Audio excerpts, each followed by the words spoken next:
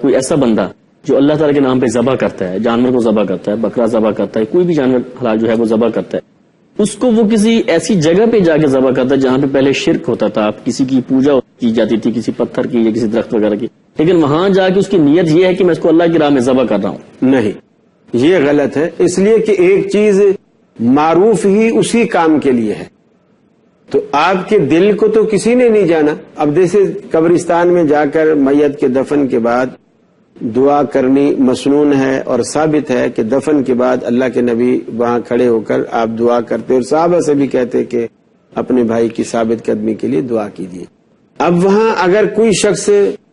ایسا ہے کہ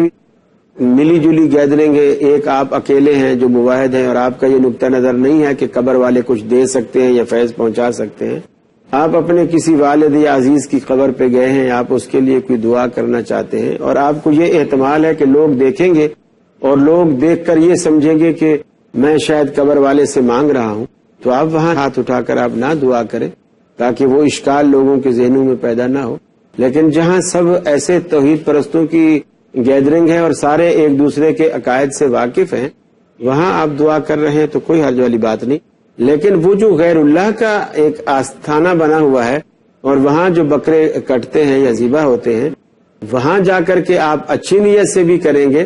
تو وہ پھر دیکھنے والا یہی سمجھے گا کہ یہ اسی طرح کر رہا ہے، خاص کر جگہ بھی وہی اور یہاں لوگ آ کر سب کچھ یہی کرتے ہیں اور یہ ان کی مشابہت بھی ہے. اور رسول اکرم صلی اللہ علیہ وسلم نے غیر مسلموں کی مشابہت سے بھی منع فرمایا من تشبہ بقوم فہو منہم، جس نے ان کی مشابہت کی وہ پھر انہی میں سے ہے. تو یہ تو سراسر مشابہت ہے اور یہ منع.